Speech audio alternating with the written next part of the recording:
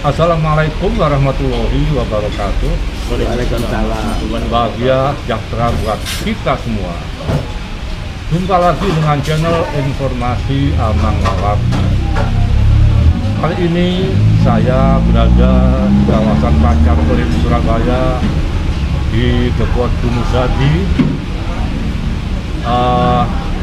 Channel saya akan membahas buku Hakikat Humor HM Cengho Jadi Galajapo Meneliti Jalan Tasawuf yang disusul oleh rekan wartawan senior Toto Sonata.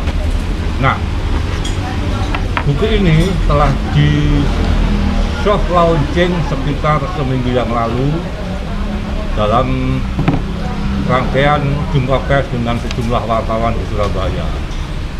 Kali ini saya akan membahasnya bersama Ustadz HM Cengho Jadi Galajapo sebagai narasumber dan wartawan senior Toto Sonata sebagai penyusun buku ini. Nantinya mungkin rekan-rekan filsafat dari channel saya akan bisa menerima informasi selengkap-lengkapnya dari kedua sosok yang cukup dikenal di kota Surabaya ini dan di Jawa Timur umumnya. Mungkin bisa dijelaskan apa yang melatar belakangi buku ini diterbitkan dan disusun oleh Ustadz HM Cengho Jadi Galajapo dan disusun oleh rekan Toto Sonata. Monggo Pak Jadi mungkin bisa menjelaskan apa itu latar belakangnya sehingga menugaskan kepada Pak Toto untuk menulis buku ini. Iya, terima kasih. Assalamualaikum warahmatullahi wabarakatuh. Waalaikumsalam. Om Swastiastu, Namo Buddhaya, Wangkek Songkian, Rahayu, salam kebajikan, dan terimalah salam dari saya, salam ibadah Indonesia bahagia damai harmoni. Latar belakang niku lah napa mburine omang ning. Iya. Nggih. Jadi sebelum buku Hakikat Humor HM Cengho Jadi Galajapo Imam Besar Pelawak Indonesia Meneliti Jalan Tasawuf ini sudah ada beberapa buku. Nah, ketika Pak Toto itu ketemu dengan saya, kemudian saling memberikan tanggapan tentang lawakan saya, ceramah saya, kemudian motivasi saya merasa bangga seorang wartawan senior ternyata memperhatikan apa yang sedikit saya punya ini.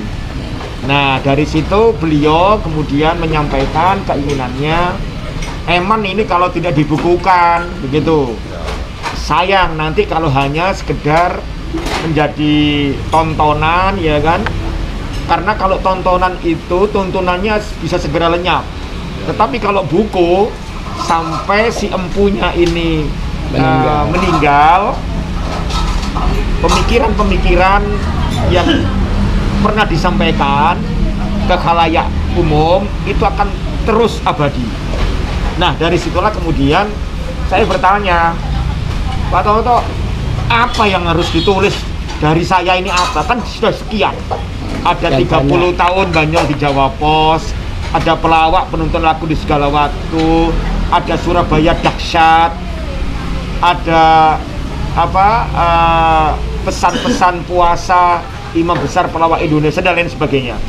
Nah, disitulah kemudian ada titik temu, ada kesepakatan nulis dari sisi sufinya, gitu. Ini yang menarik.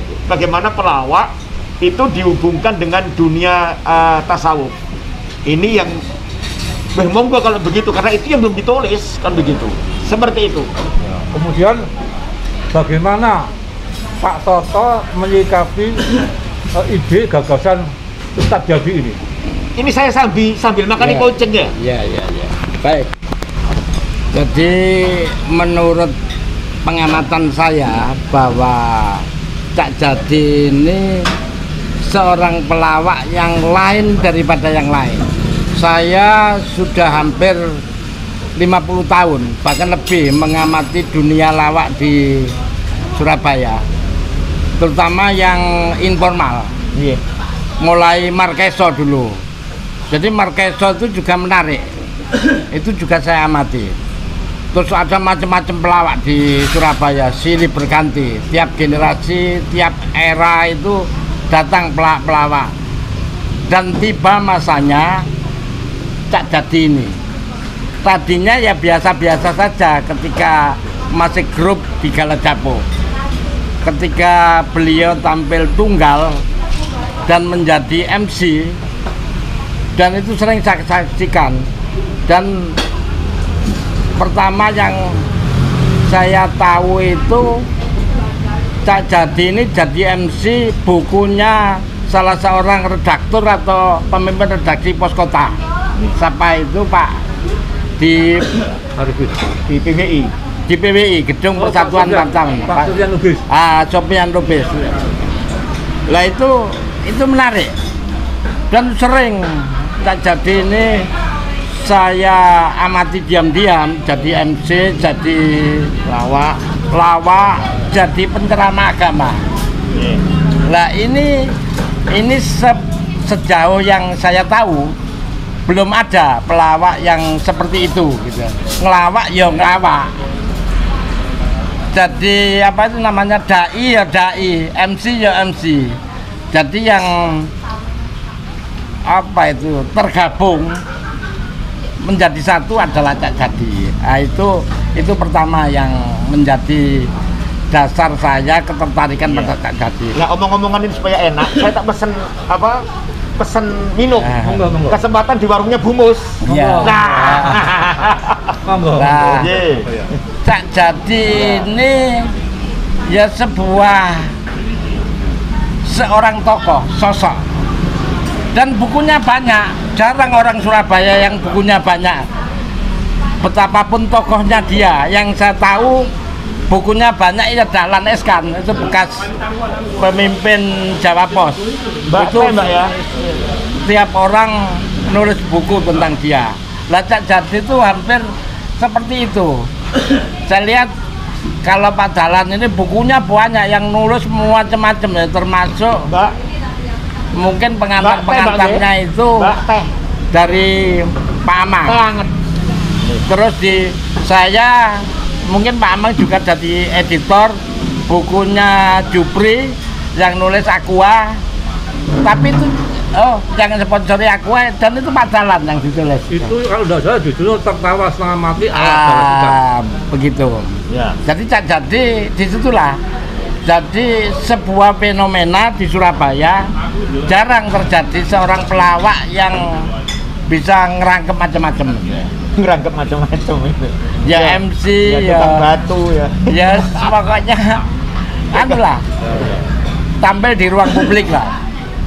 Ya. Nah, itu kedua. Terus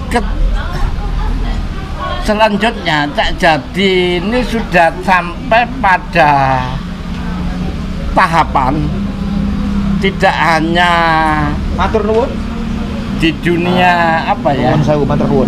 Di dunia yang profan, tapi juga menginjak ke level transcendensi. Dan dia menyebarkan cinta, harmoni dan keindahan. Termasuk Surabaya itu disebut kota, tidak sekedar kota pahlawan, jadi kota tasawuf ya. Lah, tasawuf itu juga menarik minat saya. Pengertian sufi itu orangnya kan sufi, anunya tasawuf. Iya. Itu bukan hanya kalau zaman dulu itu di gua-gua, di menyendiri, loneliness. Iya. Sekarang enggak, sufi itu bisa berada di tengah keramaian. Banyak pemikir-pemikir yang sufistik yang kita ikuti di media, itu sebenarnya tokoh-tokoh publik. Jadi Sufi ini kalau meminjam endorsementnya Kiai Ali Aziz, Iya. Sufi itu tidak perlu berkerut kening, Iya. bisa dengan cengengesan dengan apa, tapi substansinya, Kena. intinya Kena. kena. Iya. Nah, itu ada pada Cak Jati. Cak Jati ini saya sebut sebuah prospek. Prospek itu sesuatu yang di depan itu berubah dengan yang di belakang, terus berkembang, dinamis. Dia menjadikan komitmennya salam ibadah, Iya. terus inginnya cinta, harmoni dan keindahan, dan itu bisa menjadikan apa ya, sikap agama yang damai, Islam yang damai. Iya. Nah, itu menarik.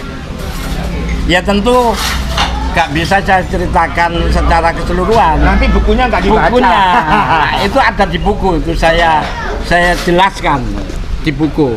Jadi ya Cak Jati ini menarik. Sufi dalam pengertian substansinya. Iya. Jadi jangan bayangkan Sufi itu seperti zaman Al-Ghazali, zaman Rumi, zaman Sufi-Sufi besar zaman dulu. Tapi Sufi itu bisa jajasan, bisa jin-jinan, bisa kaosan, Bisa joget. bisa joget. Saya kira itu yang menarik dari saya. Maka ya tentu saya mencari referensi-referensi tentang bacaan-bacaan Sufi. Tentu kalau di Indonesia dulu ada tokoh namanya Haji Malik Karim Amarullah Hamka. Iya, Itu sangat dikenal sebagai ahlinya Sufi. Iya. Jadi secara keilmuan. Nah, kemudian pada gilirannya ya banyak seperti Haidar Bakir, Iya. ada macam-macam para cendekiawan Yang baru saja Islam yang baru meninggal. muncul yang itu. meninggal. Di Bandung. Iya. Jalaluddin Ahmad. Jalaluddin Rahmat. Jalaluddin meninggal Iya. ya. Jalaluddin Itu buku-bukunya Rahmat. saya baca juga buku-bukunya. Jadi sudah banyak mengulas bagaimana Sufi itu bisa tampil dalam keramaian, Iya. sepi di tengah keramaian. Itu kalau 3GS itu juga Sufi ya? Sama ya, lebih cenderung begitu. Jadi kalau di Indonesia banyak cendekiawan yang sangat referensial. Almarhum untuk ditulis. Bri GS, kemudian sama rekannya Chandra Malik. Chandra Malik. Sufi. Ya. Kemudian penyair yang baru meninggal, yang dari Sumba itu siapa itu? Umbulan Duparanggi. Juga Sufi itu. Dalam pengertian lain, bukan agama. Sufi itu kan perilaku. Iya. Perilaku bisa saja dia di luar Iya. di luar Islam, bisa saja begitu. Bisa saja. Kalau saya berkesimpulan, apapun yang dilakukan oleh setiap manusia yang punya nilai-nilai cinta, nilai harmoni, nilai keindahan, dia sebetulnya pada substansinya sudah berlaku Sufi. Ya kan? Jadi di ranah apa saja, entah itu pelukis, entah itu penyanyi, entah itu sastrawan, ya kan, penyair. Saya kira itu. Ya di dunia sastra juga banyak orang-orang yang begitu. Seperti Sultardi Kalsum Bahri. Nah, Dia disebut presiden penyair Indonesia. Dia dulu kalau baca puisi dengan minum bir. Iya. Tapi lama-lama ya sufistik. Iya. Abdul Hadi juga Sufi. Abdul Hadi itu bahkan pemikir Sufi. Dia bisa nulis Arabi, bisa nulis Rumi, bisa nulis Ghazali dan macam-macam. Dalam konteks lain, Remi Siado bisa nggak disebut Sufi? Dalam pengertian yang longgar. Enak Pak Toto, ini enak, artinya menyamudra. Ya. Siapapun boleh masuk ke samudra. Iya. Cuman ada bagian-bagiannya. Ini mungkin paus, ini mungkin Iya, iya. hiu, Betul, ini betul, mungkin betul. udang, lobster. Nah ini tadi Remi Sirado itu dalam pengertian yang longgar. Jadi Remi itu ini sedikit saya ulas. Remi itu orang pinter, hampir menguasai bahasa-bahasa di dunia, hampir menguasai bahasa-bahasa suku bangsa di Indonesia, termasuk Surabaya dengan sub-sub dialeknya. Orang Surabaya sendiri nggak tahu ada dialek Keputaran, ada dialek Serengganan, ada dialek Kenjeran. Remi tahu yang bukan orang Surabaya. Remi bisa bahasa Ibrani yang di Eropa sendiri sudah nggak, jarang sekali orang bahasa Ibrani itu seperti membacanya, kalau kita seperti membaca Quran itu ada lagunya. Jadi begitu. Jadi gini ya, apa yang tadi disampaikan oleh Ustadz Jadi dan Pak Dr. Nata ini saling berkaitan ya, menarik. Nah, sekarang saya akan menanyakan tentang konten buku ini. Ini buku ini terbagi menjadi 3 bab dengan 25 judul tulisan. Selain itu dilengkapi dengan quote-quote ya. Tetapi ada hal yang kadang-kadang saya maaf ini ya. Saya mungkin secara esensial seirama dengan apa yang diucapkan Ustadz Jadi melalui quote-quote ini ya. Tapi ada juga yang mungkin dari sisi kepribadian saya itu caranya yang kurang tepat. Antara lain mungkin ini mungkin masih lunak ya. Ada ibarat apa? Ini masih lunak. Duri lunak. Iya. Ini masih lunak, tetapi tetap apa ya? Menentang mainstream ya, istilahnya apa? Mainstream. Menentang mainstream. Harus besar. Jadi harus utama. Out of the box begitu. Nah, seperti ini di halaman 3. Ini Ustadz Jadi yang di sini menyebut HM Cenggo Jadi Galajaku, Imam Besar Pelawak Indonesia, mengatakan demikian. Agama menyelamatkan umatnya, spiritualitas menyelamatkan umat manusia. Artinya spiritualitas itu spiritualitas itu lebih tinggi dari agama. Itu saya agak bagaimana ya? Tapi mungkin di sini saya perlu penjelasan, argumentasi dari klarifikasi. Monggo matur nuwun, salam sedaya. Barokah manfaat. Waalaikumsalam. Alhamdulillah. Jadi begini, saya harus memaklumi jikalau kemudian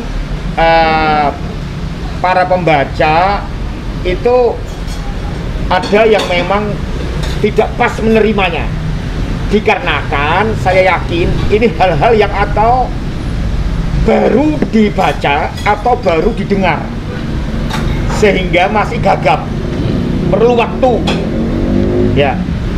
Jadi begini, agama itu menyelamatkan umatnya, sementara spiritualitas itu menyelamatkan umat manusia.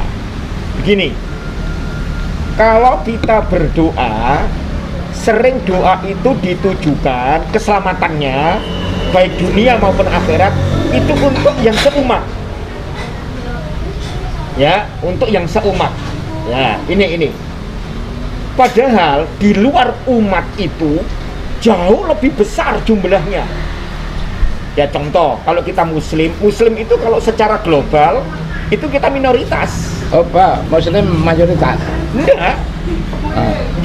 Jadi lebih banyak yang lain. Nah, ya ada Nasrani, ada Hindu, ada Buddha, ada Konghucu, ada Yahudi, ada Druze, ada Zoroaster, ya kan? Banyak, ada Bahai, ya kan? Ada kepercayaan lokal.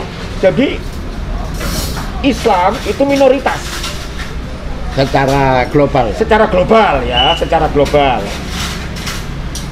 Disitulah kemudian agama itu kalau saya istilahkan bukan ghoyah, tapi wasilah. Bukan tujuan, tapi adalah cara. Piranti untuk menuju ke tujuan. Itu agama. Nah, kita terjebak, agama menjadi tujuan. Mungkin bisa dijelaskan ada kaitannya dengan yang 2 hari lalu Ustadz Jadi posting di Facebook ya. Iya. Bahwa agama itu di bawah kemanusiaan. Loh iya, Itu mungkin ada kesamaan nggak tadi dengan spiritualitas tadi? betul. Jadi begini, kalau kita belajar agama itu tujuannya untuk mencapai level spiritualitas, level menyamudra. Sementara agama itu kan sering eksklusif. Senyumlah kamu dengan saudaramu, iya kan? Loh kalau spiritualitas enggak, senyumlah kamu dengan siapa saja, bahkan musuhmu harus kamu senyumi. Nah, disinilah semestinya kalau kita sudah belajar agama, kita akan naik levelnya ke spiritualitas. Dan spiritualitas itu di dalamnya esensinya adalah kemanusiaan. Dalam refleksi kehidupan kita bermasyarakat, berbangsa, bernegara itu ya harus menjaga kemanusiaan. Nah, maksud saya seperti itu. Jadi kalau kita beragama, jangan kemudian kita tidak menyamudra. Jangan kemudian kita tidak mendapatkan ruh spiritualitasnya. Makanya Bung Karno ngomong, kalau kita beragama Islam, dapatkan apinya, jangan abunya. Ini artinya apa? Spiritnya yang harus kita peroleh. Jangan hanya pada tataran syariatnya. Nah, di sini Pak Amang yang ingin saya sampaikan, jangan sampai akhirnya menuhankan agama, menuhankan kitab suci, menuhankan nabi, jangan. Untuk level menuhankan Tuhan yang sebenarnya adalah spiritualitas. Saya nambahin bahwa spiritualitas itu inti, itu substansi. Lah pada apa ya namanya? Pada level bahasa, substansi itu transendensi. Jadi kayak kita nyebut Tuhan, orang Jawa bilang ingkang akarjo jagat, itu substansi. Yang Maha Agung itu substansi. Jadi apa nama-nama Tuhan di dalam Islam apa disebut apa? Asmaul Husna. Asmaul Husna itu substansi semua. Jadi ini inti dari tasawuf itu ya? Iya, spiritualitas. Lah, Iya. tasawuf itu menuju ke sana. Roh itu substansi. Substansi sendiri itu ya bahasa transendensi. Jadi kalau yang tadi disebut pada tataran syariat itu penting memang dasar. Iya. Tapi harus menuju ke Spiritualitas tasawuf itu. substansinya. Iya. Substansinya. Nah, substansi itu ya bahasa transendensi, bahasa tinggi lah. Iya, jadi Bahasa tinggi. syariat tanpa tasawuf itu akan zindik, ya kan? Artinya akan salah kaprah begitu loh. Ya, sementara tasawuf tanpa syariat dia akan berbahaya. Akhirnya bablas sudah. Artinya harus saling terkait kan? Iya, ini saling terkait. Jadi salah besar kalau ada orang seperti saya menekuni tasawuf, berarti sampean gak sembahyang. Ya, salah. Oh enggak, Nabi pun aja juga melaksanakan apa ajaran-ajaran tasawuf, ya kan, perilaku tasawuf, tetapi tetap sholat 5 waktu. Artinya apa? Seluruh syariat ibadah mahdoh, ya kan, dalam kajian Islam nggak boleh ditinggalkan. Saya masih tahajud, saya masih witir, saya masih 5 waktu qobliyah, ba'diyah terus. Bahkan saya hampir tidak pernah tidak tahajud dan tidak pernah tidak witir terus tiap hari itu. Tapi sebagian orang menganggap, loh sampai ini belajar tasawuf ya mesti sampean syariat sampai tinggal. Nah itu Dan saya nambahkan tadi sebut-sebut cinta kasih. Cinta kasih itu memang untuk seluruh makhluk, bukan hanya sesama. Dan itu menjadi perhatian dalam riwayat-riwayat Islam, kisah-kisah Islam itu menjadi perhatian apa namanya Tuhan.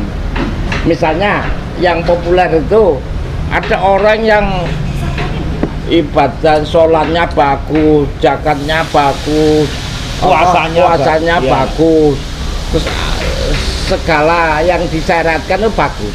Tapi dia ini dalam kisah ya, ini masih belum sepenuhnya masuk surga.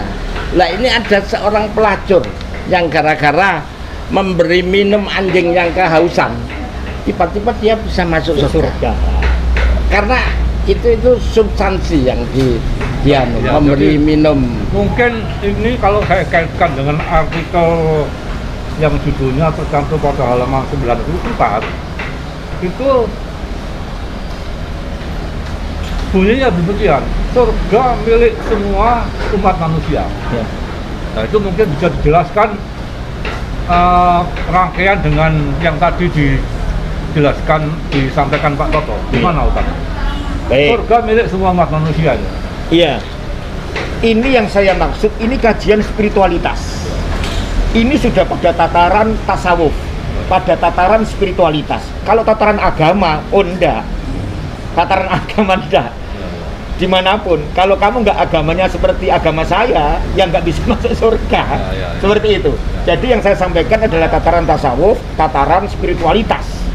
Jadi begini, kalau kita mengambil terminologi Islam, ya kan, di Islam itu kan Rasulullah diutus ini kan untuk menyempurnakan akhlak. Innama bu'istu li utamima makarimal akhlak. Nabi Muhammad diutus itu untuk memperbaiki akhlak manusia, ya kan? Bukan kemudian untuk mengagamakan, untuk menunjuk satu konsep ketuhanan, tidak, tapi akhlak. Maka kalau kita mau tarik garis lurusnya, benang merahnya, semua orang baik yang sesuai dengan Rasulullah tadi berhasil menyempurnakan akhlaknya, apapun agamanya, asal dia baik, apalagi bermanfaat, dia berhak masuk surga. Dan pengertian ini adalah substansi.